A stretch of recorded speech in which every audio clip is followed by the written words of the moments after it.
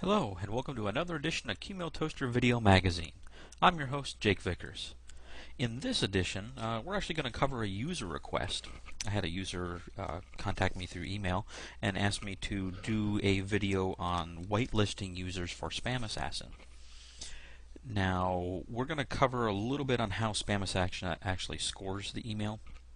And that's just for some background so that you'll understand why what we're doing does what it actually does. As some of you may be aware, Spamassassin is a bunch of rules that scores an email message, and the rules it'll go through and for example, some simple rules. It'll take the email message, it'll take a look at it and see if like the word Viagra is in there, and if that word happens to be in the email, then it assigns it it gives it a positive score of, we'll say, 1.5.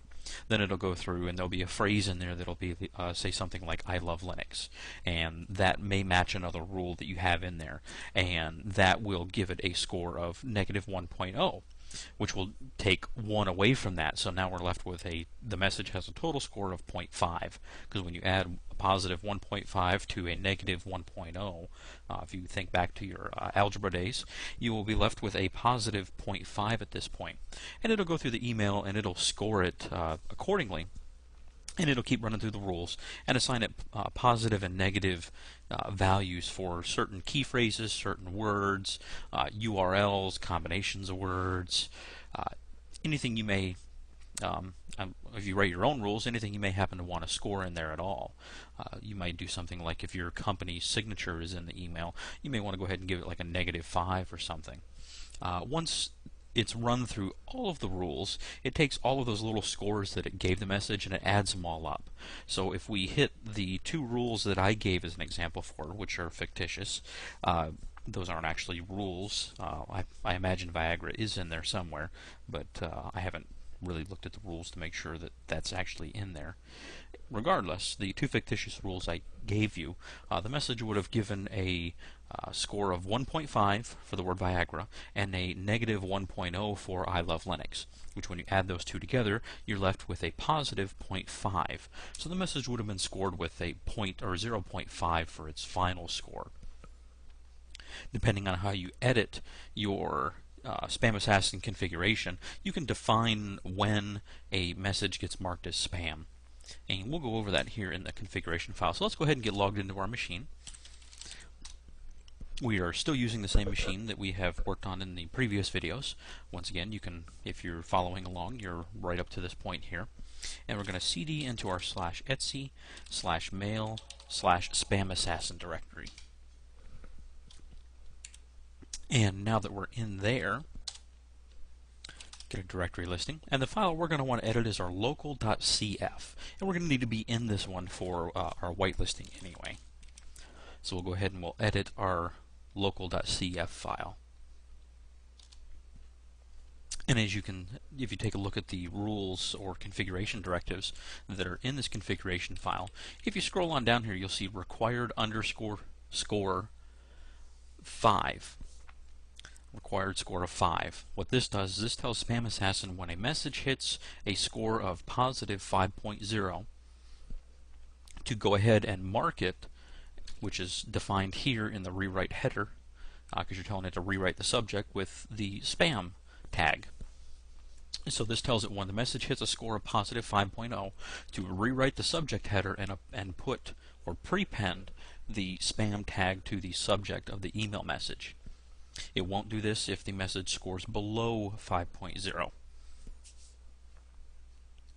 And that pretty much covers how Spamassassin will determine when a message is spam and when to flag it as spam.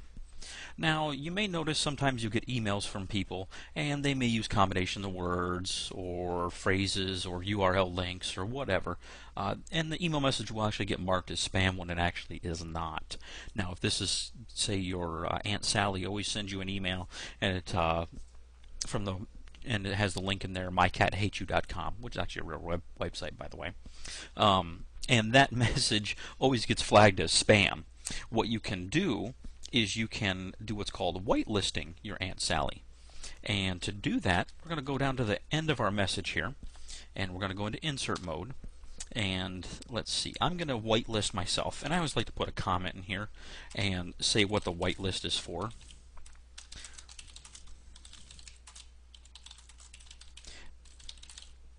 Now, you can leave out the comment if you want. I prefer to leave them in, just because I do work on a lot of different systems for many, many people, and a lot of times I'll pull open a configuration file. I'll see a directive or whitelist or exclusion or something in the configuration file, and honestly, I just really don't remember what it was for.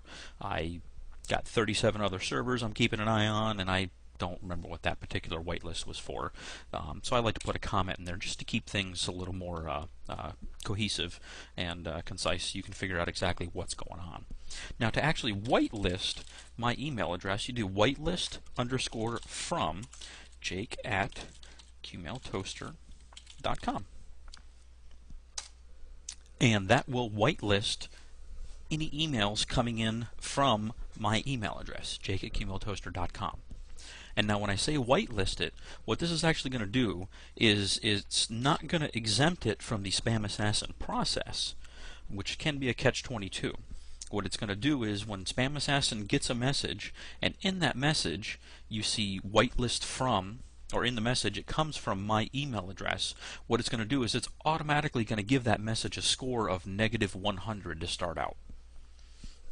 Then it's going to run it through all the Spamassassin rules, which if I was getting scored as spam before with a score of 6, it's still going to add that 6 to my -100, and I'm going to end up with a -94, which is still way on the other end of the scale from my positive 5.0. So my message will never get marked as spam that way. And the reason I say this is a catch-22 is if, depending on your scoring and what rules you've written, if you've written some poor rules or you added some rules that are written by somebody else that are pretty poor, even though you're giving this email address a score of -100 to start out, you could still hit the spam mark. If it's scoring bad things, like if you have a badly written rule that gives everybody a score, assigns 1.0 for any time it sees the word "the," well, you know what? If I type you a long email, chances are pretty good I'm going to put the word "the" or "the" in there, in which case it's going to add all those scores up, and you may actually, even though you start out with a -100, bump up over your positive 5.0 and still get marked as spam. It's just something to keep in mind when you're writing your rules or you're loading rules from other people. You really want to investigate and make sure your rules are scoring exactly with things you want it to actually score. That being said, now the next example we're going to do is we're going to show you how to whitelist an entire domain. Say your company does business with Qmailtoaster.com, and you get our email lists and other people are emailing you from our domain, so on and so forth. You want to whitelist the entire domain. You don't want that domain to get marked as spam in any way, shape, or form. So what we're going to do is we're going to add our comment.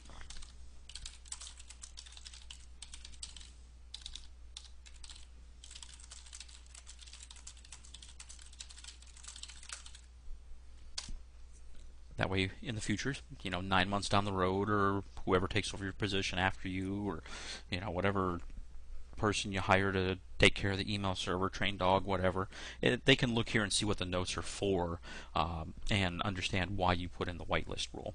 Now, to whitelist an entire domain, we just still do whitelist _ from, and we just do *@ Qmailtoaster.com.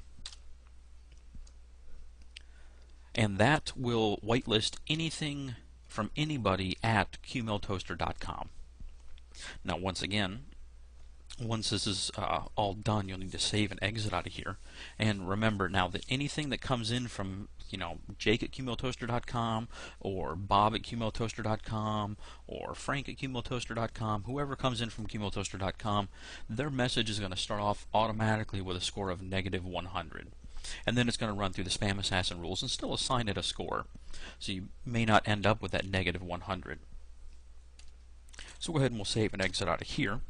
Once again, we like to run our Spamassassin -d --lint just to make sure that everything we added in there is still going to work and everything runs through. We're still hitting that domain keys error. We'll probably hit that in a separate video one of these days. But everything should go pretty well there. Now, you do need to restart the spam daemon. Once again, if you have not installed the Qmailtoaster Plus package, then you need to run those commands for the service, which you can find. Oh, they're already wiped out.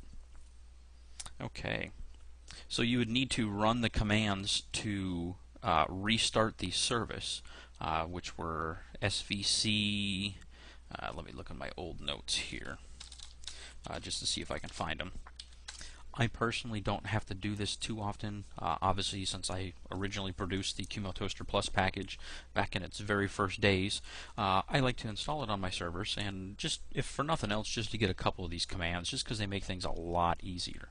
And you can install the Qmailtoaster Plus package by going to qtp.qmailtoaster.com. You can also go to the main site, qmailtoaster.com, and there is a link on there for Qmailtoaster Plus, and you can get to the website that way and install the additional packages that way.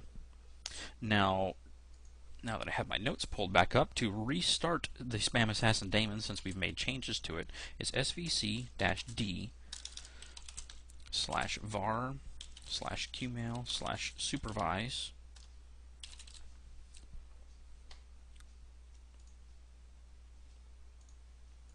/spamd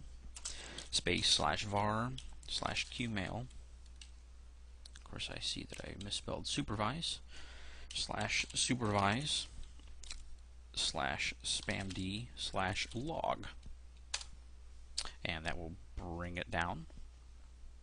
Now we're going to use our up arrow to get our command history, and we're going back and we're going to run service-t with the same paths. And then we're going to use our up arrow again. We're going to run the same command, and we're going to change the option to -u. Give it a second or two, and then check and make sure that our Spamassassin daemon has gone down and come back up. And you can verify that by looking at one of your other processes, like the SMTP daemon. And here you can see it's been up for 1,575 seconds. Then you look at the spam daemon, and you see it's only been up for 8 seconds. That means we did shut it down correctly, and we brought it back up correctly, because it's still running for 8 seconds. Same thing down here. You can look at the logging for your spam daemon, and you can see that that's been up for 8 seconds. So we successfully restarted it. One last little thing on a production machine, even though we see that it's been up for 8 seconds and it hasn't crashed, I like to go ahead and just give it a couple extra seconds and then check it again. Sometimes you'll find that the service will come up and it'll stay online for 10-15 seconds till the first message comes in or whatever, and then it may crash again. So I like to check it. I wait 30 seconds, 60 seconds, somewhere in there, and then check the process again, just to make sure it actually did come back up. And here you can see we've waited our 30 seconds, and the process is actually still running. The logging is not as important, in my opinion, as the actual spam daemon, but there you can see that the process did come back up. So now, if using this video, you should be able to edit your own Spamassassin configuration file. You know how to define when a message gets marked as spam. That is domain-wide, or server-wide. That's not just for any specific user or specific domain. This is not per user settings at this time. So if you change the required score in your Spamassassin configuration file to 2.0, then every single domain that runs on your server, once a message hits a positive score of 2.0, it'll get marked as spam using that subject rewrite directive you saw in there. And you saw how to whitelist a user, and you understand that whitelisting a user is not actually exempting them from the Spamassassin process, it's just starting them off with a negative 100 as the initial score. Whereas normal messages come in, they start off with an initial score of 0, and then it runs through the Spamassassin rules and assigns positives and negative points in there, and then comes up with a final score. By adding the whitelist from directive, that automatically starts it out with, instead of a 0, starts it out with negative 100, and then runs it through the Spamassassin rules to assign it a score. There are some other ways to whitelist users in your Spamassassin configuration file. You do have AWL, which is your auto whitelist, which will automatically balance out people you've sent emails to. It kind of averages the score out. And there are other whitelist from or whitelist received from directives. I find that the whitelist from, while technically not quite as secure as whitelist received from, does work rather well. So much so that it is the way that the Spamassassin website tells you how to whitelist users. So that is going to conclude this video. We hope you enjoyed it, and we hope you learned something from it. We'll see you in the next video.